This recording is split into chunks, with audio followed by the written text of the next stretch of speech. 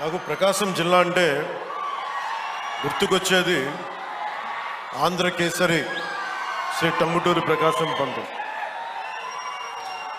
ధైర్యం లేని సమాజంలో ధైర్యాన్ని నూరిపోసిన సైమన్ కమిషన్కి ఆ రోజున ఎదురొడ్డి నిలిచి కాల్చుకోండి అని చొక్కా తీసి ఛాతీని చూపించిన ధైర్యవంతులు. మొట్టమొదటి రాష్ట్ర తొలి ముఖ్యమంత్రి. వారికి అలాంటి నేల ఇది. ఈ నేల గురించి అనుకున్నప్పుడల్లా అపారమైన ఖనిజాలు, ఖనిజ వనరులు, బ్లాక్ గ్రానైట్, ఇలాంటి చోట్ల చాలా సందర్భాల్లో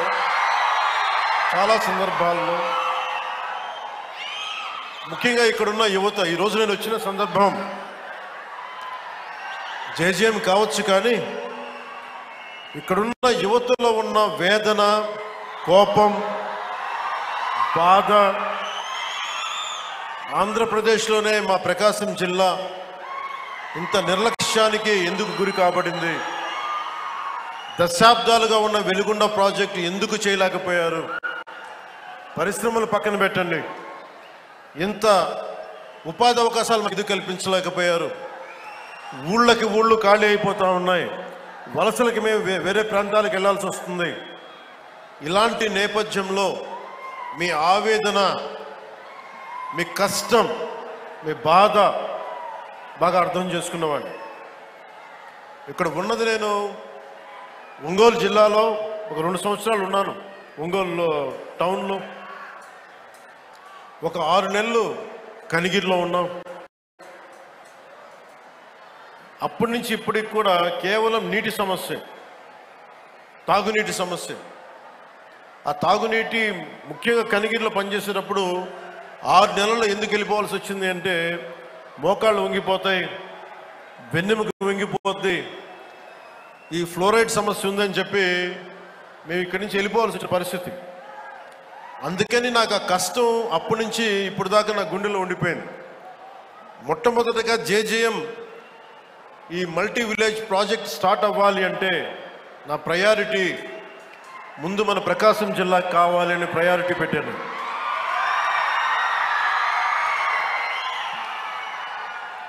అలాగే మీకు గత ప్రభుత్వం మీకు ఏం చేసింది, ఎలా ప్రవర్తించారు మీ అందరికీ తెలుసు. మన జిల్లాకు సంబంధించి వెలిగొండ ప్రాజెక్టుకి ఒక 4,000 కోట్ల రూపాయలు కావాలి. దాంట్లో మేజరు ఎవరైతే భూపరిహారానికి కావాలి, వాళ్ళు అప్పులు తీసుకున్నారు. రాష్ట్రం మీద లక్షల కోట్ల అప్పులు తీసుకున్నారు, కానీ మనకు ఒక వెలిగొండ ప్రాజెక్ట్ తేలేకపోయారు. అలాగే గత ప్రభుత్వం జలజీవన్ మిషన్ అనేది దాహం తీర్చేది, గంగమ్మ తల్లి మనకి దాహం తీర్చేది, మన పంట పొలాలకి జీవం పోసేది, పంట పండించి మన ఒంట్లో సత్తువు నింపేది. అలాంటి గంగా సమానమైన నదీ జలాలు ఉండాలి. జలజీవన్ మనకి జలజేయం అనేది ప్రధానమంత్రి గారు చాలా గుండెల్లోకి ఎత్తుకొని, భుజాల మీదకి ఎత్తుకున్న ఈ స్కీమ్ ఇది. అలాంటి స్కీమ్కి ఈ రోజున మాట్లాడితే గత పాలకులు మళ్ళీ రౌడిజం చేయడానికో, గుండాగర్దీ చేయడానికో,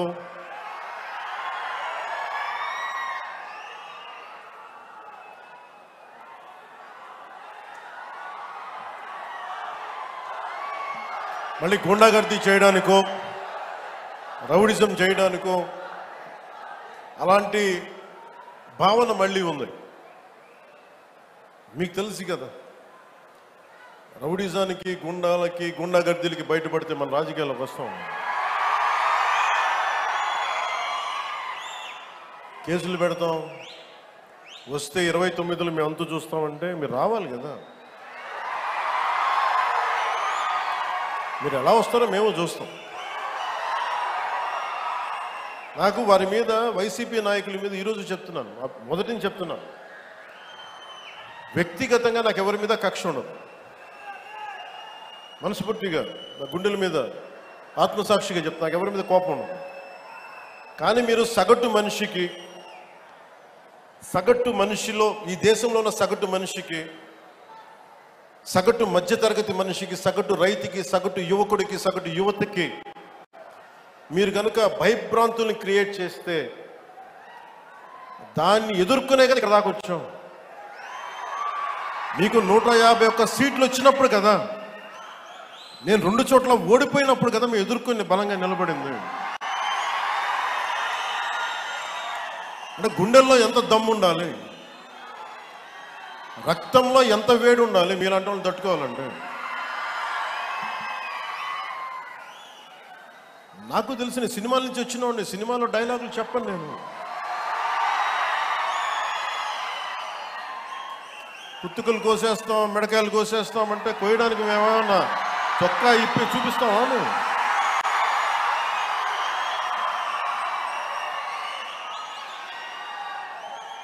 నేను సినిమాలో డైలాగులు చెప్పడానికి కూడా ఇబ్బంది పడతాను. సింహం గడ్డం గీసుకుంది, మేము గడ్డం గీసుకోలేదు. ఈ సరదాగా ఉంటాయి మిమ్మల్ని చీరప్ చేయడానికో సరదాగా చేయడానికి. నిజంగా గడ్డం గీసుకుంటే ఎంత దరిద్రంగా ఉంటుంది చూడండి, ఆలోచించండి. స్నానం చేయకుండా, మట్టి కొట్టుకుంటా. అంటే ఇవన్నీ ఏంటంటే సినిమాల్లో చెప్పిన డైలాగులు. అవి ఎందుకు చెప్తున్నానంటే సందర్భానుసారంగా చెప్తున్నాను. ఖచ్చితంగా మీరు అద్భుతమైన పాలన చేసి కనుక ఉండుంటే మీరు 11 సీట్లకు వచ్చేవాళ్ళు కాదు. మీరు అంటే ఇది రెలవెంట్ కాబట్టి చెప్తున్నా.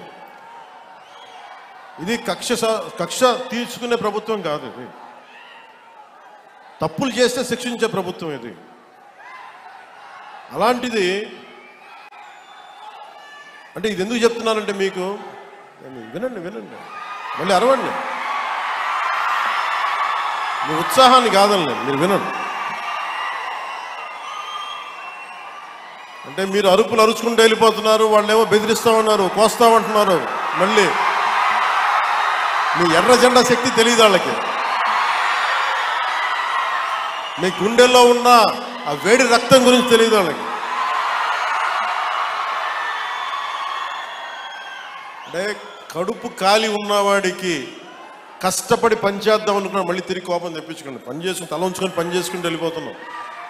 నిజంగా 11 సీట్లు వచ్చిన ఆ పార్టీగా మేము గౌరవిస్తున్నాం. ఈ ప్రభుత్వం గౌరవ ముఖ్యమంత్రి శ్రీ నారా చంద్రబాబు నాయుడు గారి నాయకత్వంలో ఉన్న ఎన్డీఏ కూటమి నడుపుతున్న ఈ ప్రభుత్వంలో తప్పులుంటే ఖచ్చితంగా చెప్పండి. ఖచ్చితంగా చెప్తే మేము సరిదిద్దుకుంటాం, లేదా వివరణ ఇస్తాం. అంతేగాని మేము కుత్తుకులు కోసేస్తాం, రంపాలు తెస్తాం, రంపాలు పెట్టి కుత్తుకులు కోస్తామంటే మీకు తెలుసు కదా, అలాంటి వాటికి తాటాకి చప్పుళ్ళకి మేము భయపడం.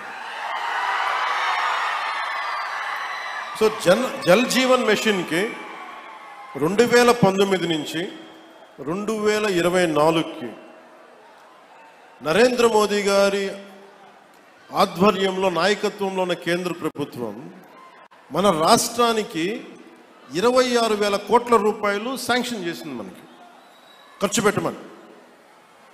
మీరు ఊహించండి ఎంత ఖర్చు పెట్టారో వీళ్ళు. 26,000 కోట్లు మొత్తం ఇస్తామంటే దానికి మ్యాచింగ్ గ్రాంట్ ఇవ్వకపోవడం వల్ల 4,000 కోట్ల రూపాయలు ఖర్చు చేయగలిగింది. ఆ 4,000 కోట్ల రూపాయలు పోయి కనీసం కొన్ని ఊళ్ళకి దాహం తీర్చారా అంటే అది కూడా తీయలే. ఆ 4,000 కోట్లకి పైపులు వేసుకున్నారు, అంతే. పైపులు వేసారు. ఇప్పుడు పైపులు వేస్తే వాటర్ సోర్స్ చూపించాలి కదా. ఎక్కడి నుంచి నీళ్లు పట్టుకొస్తున్నావు, చెరువు నుంచా, కుంట నుంచా, ఎక్కడి నుంచి పట్టుకొస్తున్నావు అంటే అవి కూడా చేయలే. పైపులు వేసి కూర్చోబెట్టారు. ఎప్పుడు మనకి ఉపరితలం నుంచి మన సర్ఫేస్ వాటర్ ఎప్పుడు వస్తుందని. దీనివల్ల ఆ 4,000 కోట్లు కూడా చాలా వరకు వృధా అయిపోయింది. ఈ రోజున జేజేఎం మిషన్ ఆగిపోతుంది. ఈరోజు మనం కూటమి ప్రభుత్వం ఎందుకు ఇంత బలంగా ఉన్నామంటే, అంటే మీరు మా మీద పెట్టిన నమ్మకానికి, అన్నదమ్ములు, ఆడపడుచులు, యువత, పెద్దలు, పిన్నలు, రైతాంగం, మధ్యతరగతి అందరూ నమ్మి ఓటేస్తే జల్ జీవన్ మిషన్ పథకాన్ని మేము ఆపేస్తున్నాం అని కేంద్ర ప్రభుత్వం చెప్పారు. మాకు కంటిన్యూ చేయాలని లేదు మాకు. ఎందుకంటే నీళ్ళు ఇవ్వటం అనేది స్టేట్ సబ్జెక్ట్. ఇది ఇన్ని రాష్ట్రాల మీద మాకు భారం అయిపోతుంది, మేము ఇవ్వలేమంటే ముందు నేను వెళ్ళి విఆర్ పాటిల్ గారిని కలిసి, జలశక్తి మినిస్టర్, కేంద్ర మంత్రివర్యులు వారిని కలిసి వివరించాను. సార్, గత ప్రభుత్వంలో 26,000 కోట్లు మీరు ఇస్తే మేము 4,000 కోట్ల గత ప్రభుత్వం ఖర్చు పెట్టింది. అది కూడా ఇంత అవకతవకలుగా. ఈ రోజున కనుక మీరు ఇవ్వకపోతే మాకున్న సమస్యలు విని మన ప్రకాశం జిల్లా వెలుగొండ ప్రాజెక్ట్ దగ్గర నుంచి మన పల్నాడు, అలాగే మనకి అనంతపురం, శ్రీకాకుళం ఎక్కడైతే ఉన్నాయో అన్ని దాదాపు మేజర్గా ఇవి, మిగతా అన్నిటికీ అన్ని ఎక్కడైతే నీటి ఎద్దడి ఎక్కువ ఉందో వీటన్నిటికీ దాదాపు ఒక 83,000 కోట్లు 84,000 కోట్లు అవసరం అవుద్ది. 26,000 కోట్లు కూడా సరిపోదనంటే వాళ్ళు అసలు మేము రూపాయి కూడా ఇవ్విచ్చే పరిస్థితిలో లేము, అంత ఇబ్బందుల్లో ఉన్నామంటే కేవలం మనం 151 సీట్లు ఇచ్చాం కాబట్టి, ఎన్డీఏ కూటమిని గెలిపించాం కాబట్టి మా గొంతు బలంగా, మా గళం బలంగా వినిపిస్తే తర్వాత గౌరవ ముఖ్యమంత్రి చంద్రబాబు నాయుడు గారు, నేను ఇంకొకసారి మరోమారు జలశక్తి మినిస్టర్ గారి దగ్గరికి వెళ్ళి ప్రధానమంత్రి గారికి వారికి చేస్తే ఈ రోజున జేజీఎం ప్రాజెక్ట్ మొదటి విడత మనకి 1,390 కోట్లతోటి మన ప్రకాశం జిల్లాలో మొదలు పెడుతున్నామంటే దానికి మీరు మా మీద పెట్టుకున్న నమ్మకం, కేంద్ర ప్రభుత్వం మన మీద ఉంచిన నమ్మకం.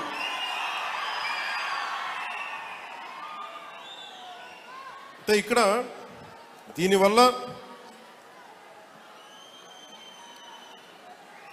నేను ఒక 4 దశాబ్దాల పైనే కనిగిరిలో పెరిగినాడు.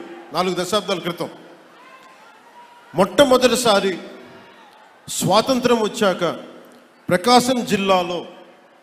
మన ప్రకాశం జిల్లాలో చేపడుతున్న అతిపెద్ద తాగునీటి సరఫరా పథకం ఈరోజు మనం జల్ జీవన్ మిషన్ ద్వారా చేపడుతున్నాం. 1,290 కోట్లతోటి ప్రకాశం జిల్లాలో 7 నియోజకవర్గాలు, ఎర్రగొండపాలెం, గిద్దలూరు, మార్కాపురం, కనిగిరి, కొండేపి, కందుకూరు, దర్శి అసెంబ్లీ నియోజకవర్గాల పరిధిలో 18 మండలాలు, 578 గ్రామాల్లో ఉన్న దాదాపు 10 లక్షల పైచిలకు జనాభాకు వచ్చే 30 సంవత్సరాల పాటు ఈ పథకం ఫస్ట్ ఫేజ్ ద్వారా తాగునీటిని అందించబోతుంది. దీనికోసం ఒక water treatment plant, 19 సంపులు, 31 over head balancing రిజర్వాయర్లు, 334 ఓవర్ హెడ్ ట్యాంకులు, 5,000 కిలోమీటర్ల మేరకు పైప్ లైన్లు వేసి శ్రీ పూలసుబ్బయ్య వెలిగొండ ప్రాజెక్ట్ నుండి ప్రజలకి, మన ప్రకాశం జిల్లా ప్రజానికానికి నీరు అందజేయబోతున్నాం. గత పాలకులు మీకు చెప్పాను, ప్రజలకు మంచినీరు అందించే కార్యక్రమాలని పూర్తిగా పైకెక్కించారు. అంటే లాస్ట్లో ఇంకా ఓడిపోతున్నామని తెలుసుకునే దశలో అప్పుడు ఒక శిలాఫలకం వేశారు మన ప్రకాశం జిల్లాకు సంబంధించి. నిజంగా వాళ్ళకి త్రికరణ శుద్ధి ఉండుంటే వాళ్ళు ఎప్పుడు చేస్తుండాలి? వచ్చిన మొదటి సంవత్సరంలో చేస్తున్నారు. ఈరోజు వాళ్ళు లక్షల కోట్ల అప్పులు పెడితే అన్ని తట్టుకొని, ముఖ్యంగా మనం ఉండటం వల్ల ఆంధ్రప్రదేశ్ 21 ఎంపీలను గెలిపించడం వల్ల కేంద్ర ప్రభుత్వానికి అది ఒక బలం, ఆక్సిజన్ అయిపోయింది. దానివల్ల మనకి ఈరోజు డబ్బులు వస్తూ ఉన్నాయి. దానికి కారణం మీరు మమ్మల్ని నమ్మి, నారా చంద్రబాబు నాయుడు గారి నాయకత్వంలో నమ్మిన కూటమిని గెలిపించినందుకు దానికి నిదర్శనం ఈ రోజున మన ప్రాజెక్ట్ స్టార్ట్ అవటం.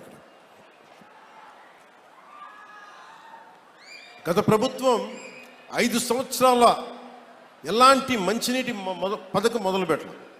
చివరి సంవత్సరం ఇందాక చెప్పినట్టుగా ఎలక్షన్కి ముందు శిలాఫలకాలు వేసి పరిమితమయ్యారు. ఈరోజు వచ్చి వాళ్ళు రోడ్ల మీదకి వచ్చి మేము కుతుకులు కోస్తాం, ఇవన్నీ చేస్తామంటే ప్రజలకు అర్థం కాదా? మనకు అర్థం కాదు. కానీ మన కూటమి ప్రభుత్వం ఏర్పడ్డాక చాలా ప్రణాళికాబద్ధంగా జల్ జీవన్ మిషన్ ప్రాజెక్ట్ని ముందుకు తీసుకెళ్తుంది. అందులో భాగంగా నేను ఒకటే చెప్పాను, శిలాఫలకాలు వేస్తారు అందరూ, ఎప్పుడు ఫినిష్ చేద్దామంటే అధికార యంత్రాంగం, ఉన్నతాధికార యంత్రాంగం కానీ కాంట్రాక్టర్స్ కానీ అందరూ ఒకటే ఇచ్చారు, సకాలంలో గనుక మన నిధులు కనుక వచ్చేస్తే 18 నెలల నుంచి 20 నెలల్లో ఈ ప్రాజెక్ట్ని పూర్తి చేస్తాం. ఇది నేను ప్రత్యేకించి నేను ఈ పథకాన్ని నేను పర్యవేక్షిస్తాను.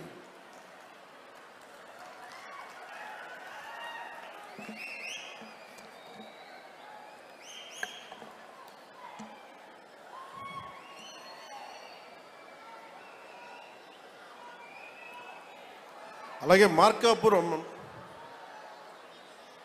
లక్ష్మీ చెన్నకేశవ స్వామి ఆలయం భూములు మంచి గొడవ ఉందా? దేవాదాయ శాఖ మంత్రి గారు ఉన్నారు ఇక్కడే, వారి దృష్టిలో కూడా పెడుతున్నాను. అంటే ఆలయం భూములు అనగానే భగవంతుడి భూములు కదా దోచేద్దామని అందరికీ తేలిగ్గా ఉండదు. తరతరాలు లేచిపోతాయి, జాగ్రత్త. అంటే భూములు మిగిలితే మీరుండరు, తర్వాత రాజుల సొమ్ము రాళ్లపాలెం దోచుకొని. భూమి శాశ్వతం, మన శాశ్వతం కదా. అందుకని దయచేసి దేవాదాయ శాఖ భూముల జోలికి వెళ్ళకండి. అలాగే వైసీపీ హయాంలో ఈ భూదోపిడీ హద్దులు దాటేసింది. భూమి కనిపిస్తే దేవాలయ భూములు కానీ, అటవీ భూములు కానీ, ఖాళీ భూములు కానీ, ఎక్కడ ఖాళీ భూమి కనపడితే అక్కడ గత ప్రభుత్వ పాలకులు గద్దల్లా వాలిపోయి ఆక్రమించారు. దేవుడి భూములను కూడా అక్రమంగా రిజిస్టర్ చేయించుకున్నారు. ఈ వ్యవహారం మీద ప్రభుత్వం దృష్టి సారించింది. ఆక్రమణకు గురైన దేవాలయాల భూములు తిరిగి వెనక్కి తీసుకునే ప్రక్రియని ఇప్పటికే ప్రారంభించాం. దేవాలయ భూములకు రక్షణ కల్పించే బాధ్యతను కూడా కూటమి ప్రభుత్వం తీసుకుంది. అలాగే వెలిగొండ ప్రాజెక్టుకి నాకు నిజంగా చాలా సంవత్సరాల నుంచి, గత 15 సంవత్సరాల నుంచి నా కోరిక ఒకటే, నా ఆశ చెప్తున్నాను. మీరు ఇక్కడ పారిశ్రామికీకరణ జరగాలి, ఇండస్ట్రియలైజేషన్ జరగాలి. ఇక్కడున్న యువతకి, ఆడపడుచులకి ఉపాధి అవకాశాలు ఎక్కువ మెండుగా పెరగాలి. అందుకని ముందుగా నీళ్లు కావాలి ఇక్కడ. వాటితో పాటు శ్రీశైలం నుంచి కాకుండా ముందు వెలిగొండ ప్రాజెక్టు కనుక అయిపోతే మనకి పారిశ్రామిక అవసరాలకు కూడా మనకి నీటి సరఫరా చేయగలం. దానివల్ల ఉపాధి అవకాశాలు మరింత మెరుగవుతాయి. అంటే నేను చూస్తుంటే ఇందాక చూసిన 1290 కోట్లు ఫస్ట్ ఫేజ్ ప్రాజెక్టుకి. లాస్ట్ ఎలక్షన్ తీసుకుంటే మన ప్రకాశం జిల్లానే 2000 కోట్లు ఖర్చు పెట్టారేమో అందరూ కలిపి. అంటే ఒక్కొక్క నియోజకవర్గానికి 150 కోట్లు కూడా ఖర్చు పెట్టారు. అంటే డబ్బు ఉంది ఇక్కడ మన ప్రకాశం జిల్లా, కాకపోతే అది ప్రజలకు వెళ్ళట్లా, పైపైన జరుగుతుంది. మీరు కనుక నన్ను నమ్మి మన కూటమి ప్రభుత్వాన్ని నమ్మితే నాకు కొంచెం సమయం కావాలి. మీ తరపున పోరాటం చేయడానికి నాకు కొంచెం సమయం కావాలి. అందుకని ఉపాధి అవకాశాలు మనకు వచ్చేలాగా ఒక ఎలక్షన్కి 150 కోట్లు ఖర్చు పెట్టగలుగుతున్నప్పుడు ఒక ప్రాజెక్టు ఫినిష్ చేయడానికి 800 కోట్ల రూపాయలు ఖర్చు పెట్టగలిగితే వెలిగొండ ప్రాజెక్టు ఆ భూపరిహారానికి ఇవ్వగలిగితే మనం ప్రాజెక్ట్ అయిపోద్ది. కానీ వాటి డబ్బులు లేక ఇట్లా అయిపోద్ది. దానికి ఏంటంటే డబ్బులకి ఆశ పడకుండా, మీరు ఎన్నికల్లో డబ్బులు పెట్టుకొని గెలవండి, అభ్యంతరం లేదు. కానీ మీరు గెలిచినా, డబ్బులు పెట్టి గెలిచినా కానీ ప్రజలకు ఉపయోగపడేలా పాలన జరిగితే అది నేను దాన్ని కూడా వదిలేయచ్చు. అలాంటి పరిస్థితుల్లో తీసుకెళ్ళాలి అంటే ఈ రోజున పొలిటికల్ ప్రాసెస్ డబ్బులు పెడితే తప్ప ఎలక్షన్లు గెలిచే పరిస్థితుల్లో లేదు. కానీ డబ్బులు పెట్టి ప్రజలకి సేవ చేయాలని కోరుకున్నాను. ఎందుకంటే ఉన్న లోపల వ్యవస్థ చాలా లోపలికి వెళ్ళిపోయింది. డబ్బు పరంగా చేస్తే తప్ప ఎలక్షన్లు రావాలి. నేను కోరుకుంటుంది యువత కనుక మీరు ఇదే ఉత్సాహం, ఇదే శక్తి గత ఎన్నికల్లో ఎలా ఇచ్చారో పాలనలో కూడా మీరు అదే గనక ఇవ్వగలిగితే, అదే భరోసా గనక మీరు చూపించగలిగితే ఈ మనకి వలసలు లేని ప్రకాశం జిల్లాని నేను కోరుకుంటున్నాను. సమృద్ధిగా నీరు లభించే ప్రకాశం జిల్లాని కోరుకుంటా ఉన్నాను. దానికి కావాల్సిందల్లా మీ ఆశీర్వాదాలు కావాలి, మీ అండదండలు కావాలి. అలాగే కూటమి ప్రభుత్వం నాకు గౌరవ ముఖ్యమంత్రి చంద్రబాబు నాయుడు గారికి కానీ, భారతీయ జనతా పార్టీ నాయకులకు కానీ, నరేంద్ర మోదీ గారికి కానీ చాలా బలమైన అవగాహన ఉంది, పరస్పర గౌరవం ఉంది. ఎవరు ఏమి కాంట్రిబ్యూట్ చేశారో మాకు చాలా క్లారిటీ ఉంది. కానీ అది ఈ రోజున అది పంచాయతీ స్థాయికి దాకా వెళ్ళాలి. పంచాయతీ స్థాయి దాకా జనసేన పార్టీ ఏం చేసింది? క్షేత్రస్థాయిలో జనసేన నాయకులకి గౌరవం ఇవ్వడం, అలాగే జనసేన నాయకులు తెలుగుదేశం నాయకులకు గౌరవం ఇవ్వడం, లేదా అందరం కలిసి మన ముగ్గురు భారతీయ జనతా పార్టీ నాయకులతో కూర్చొని మాట్లాడటం.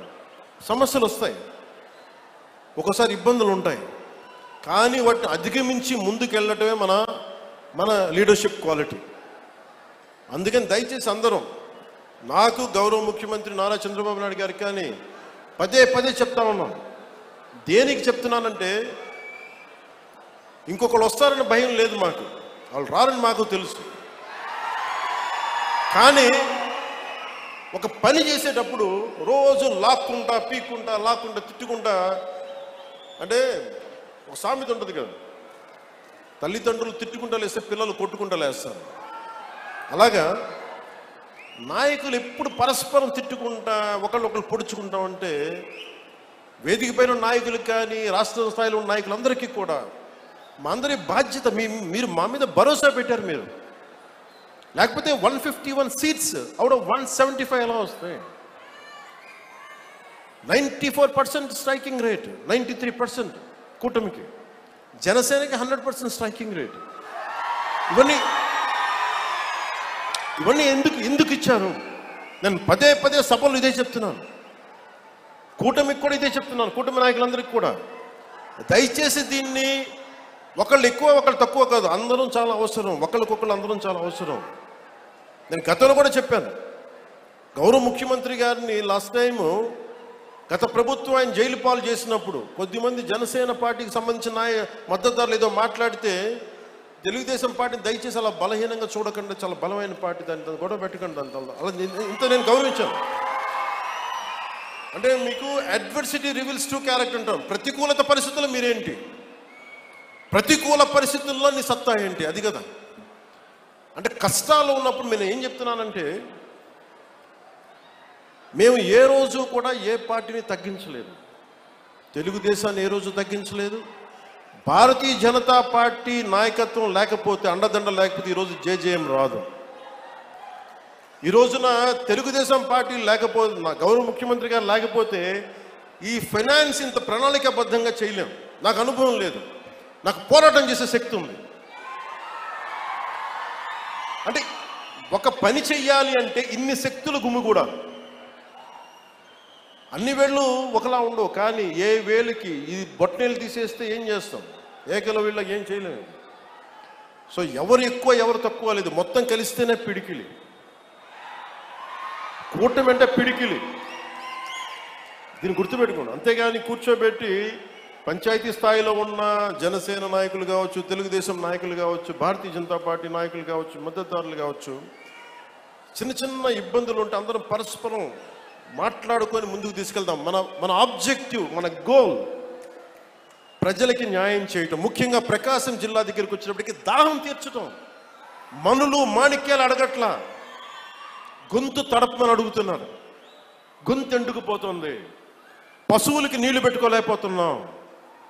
పశువులకి వచ్చిన కొత్తల్లో మొదటి అసెంబ్లీ సెషన్లో నాకు గౌరవ శాసనసభ్యులు, మన పేరు గుర్తులేదు కానీ నాకు అసెంబ్లీలో ఇచ్చారు, మూగజీవాలు ఎండుకుపోతున్నాయన్నా సమ్మర్ వచ్చేస్తుందంటే. ఈరోజు పశువులు నీటి తొట్లు ఎందుకు వచ్చినాయి అంటే, దానికి ప్రకాశం జిల్లాలో మనుషులకి నీళ్లు లేవన్నా దాంతో పశువులు చచ్చిపోతున్నాయంటే, ఆ ఒక్క మాట కదిలించి ఈరోజు పశువులు నీటి తొట్లు వచ్చినాయి మొత్తం మేము.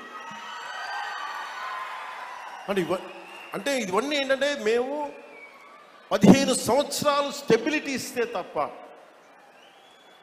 ఈరోజు వేసిన మొక్క, ఒక చిన్న మొక్క వృక్షం అవ్వాలంటే 10-15 సంవత్సరాలు పడద్ది. ఒక మామిడి చెట్టు ఈరోజు మొక్క వేస్తుంది రావడానికి 8-10 కనీసం దశాబ్దం పైన తీసుకుంటుంది. అలాంటిది ఈరోజున ఒక పబ్లిక్ పాలసీ చేస్తే, ప్రజలకు ఉపయోగపడే చెయ్యాలి అంటే ఇంతమంది ఇంత సమయం కావాలి. అందుకే నేను పదే చెప్తా ఉన్నాను, 15 సంవత్సరాలు కలిపి ఉండాలి అని.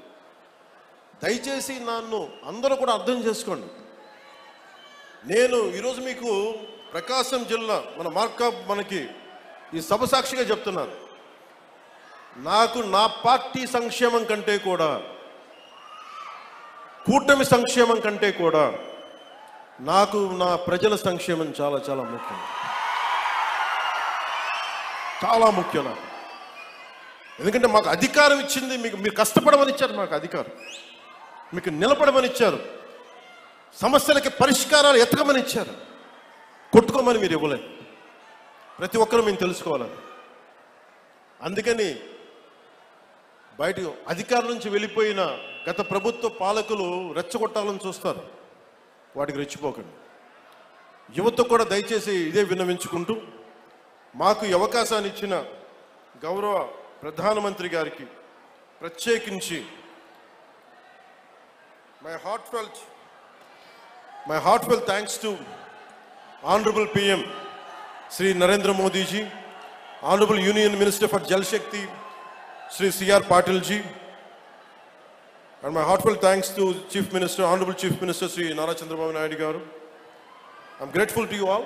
Sir, మాకు గొంతులు ఎండుకుపోతున్న మాకు కనీసం కనుచూపు మేరలో మాకు దాహం తీర్చే అవకాశం ఉందనేది మొట్టమొదటిసారిగా మాకు స్వాతంత్రం వచ్చిన తర్వాత చిన్న ఆశ కల్పించినందుకు, ఒక హోప్ ఇచ్చినందుకు ప్రతి ఒక్కరికి పేరు పేరున ధన్యవాదాలు తెలుపుకుంటూ, జిల్లా యంత్రాంగానికి, ఎస్పీ గారికి, కలెక్టర్ గారికి, ఉన్నతాధికారులందరికీ, ఇక్కడ సెక్యూరిటీ చేస్తున్న ప్రతి ఒక్క పోలీస్ కానిస్టేబుల్స్కి, పోలీస్ అధికారులకి, ప్రతి ఒక్కరికి నా హృదయపూర్వక ధన్యవాదాలు తెలుపుకుంటూ,